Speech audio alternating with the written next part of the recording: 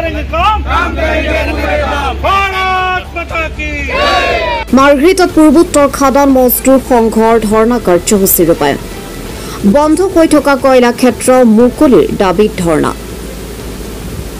উত্তৰ পূব কয়লা ক্ষেত্ৰ কল ইণ্ডিয়া লিমিটেডক পুনৰ মুকলি কৰাৰ দাবীত পূৰ্বোত্তৰ খাদান মজদুৰ সংঘৰ ধৰ্ণা কাৰ্যসূচী ৰূপায়ণ পুৱা 10 বজাৰ পৰা উত্তৰ পূব কয়লা ক্ষেত্ৰ কল ইণ্ডিয়া লিমিটেড মাৰ্ঘেৰিটা মহাপ্ৰবন্ধক কাৰ্যালয়ৰ সন্মুখত প্ৰতিবাদ উল্লেখ্য যে উত্তৰ পূব কয়লা ক্ষেত্ৰ মাৰ্ঘেৰিটাৰ অন্তৰ্গত টিকক কলিয়ৰী ডাম্পিং গ্ৰাউণ্ডৰ অভাৱৰ বাবে 1 জুনত উৎপাদন বন্ধ কৰি দিয়া হৈছিল কয়লা খনিটো পুনৰ উৎপাদনক্ষম কৰি শ্ৰমিক কৰ্মচাৰীৰ ভৱিষ্যত সুনিশ্চিত কৰাৰ দাবী শ্ৰমিক সংগঠনটোৰ পূৰ্বোত্তৰ খাদান মজদুৰ সংঘৰ উদ্যোগত অনুষ্ঠিত এই ধৰ্ণা কাৰ্যসূচীত শতাধিক কৰ্মচাৰী অংশগ্ৰহণ আজি আসলতে মুখ্য দাবী হ'ল যেটো আমাৰ উত্তৰ পূব কয়লা ক্ষেত্ৰ এই কয়লা ক্ষেত্ৰলৈ 2020 চনৰ পৰা যেটো ভাবুকি বা যেটো আশংকা যি অনিশ্চয়তা সেইটো আজিও শেষ হোৱা নাই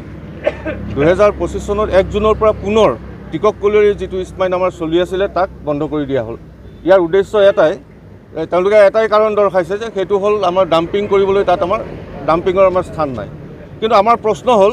যে আমাৰ যি স্থানত গাঁও বহি আছে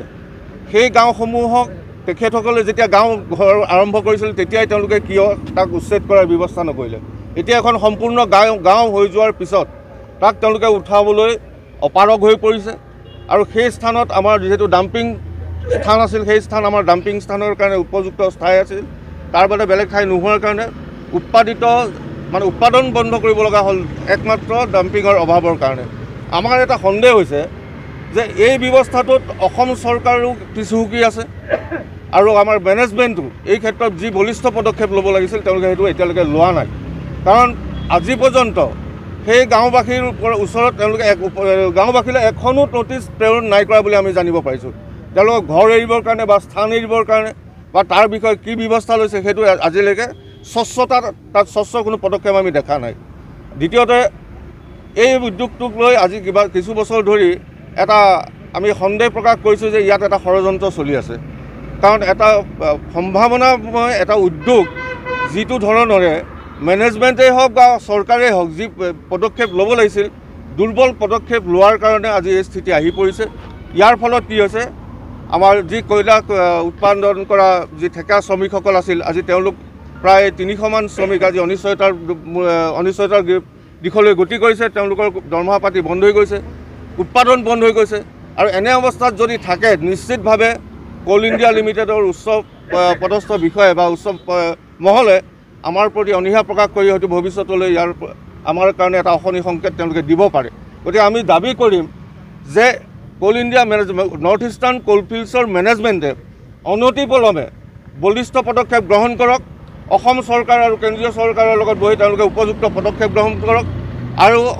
যদি সেই পদক্ষেপ নলয় অন্যথা আমি পূৰ্বোত্তৰ খাদান মজদুৰ সংঘ BMSে ভৱিষ্যতলৈ আৰু অধিক জংগী আন্দোलन কৰিবলৈ আমি সাজু আছোঁ आज हम लोग इस परिस्थिति में आ गए NEC के इस परिस्थिति में आ गए हैं यहाँ के जितने भी श्रमिक हैं वो आज उनका कोई अस्तित्व नहीं पता नहीं कल कहाँ जाना पड़ेगा अभी ठेका श्रमिक लोग भी उन लोग का अभी कल परसों से उन लोग का रोजगार बंद होने वाला है ठेकेदार लोग उन लोग को 19 तारीख से हाजिरा नहीं देगा बोल रहा है और यहाँ मैनेजमेंट अपना कोई काम नहीं कर रहा है भूमि विवाद को ख़त्म करने के लिए जबकि अभी टेंडर प्रोसेस अभी 1.5 साल का बाकी है और टेंडर प्रोसेस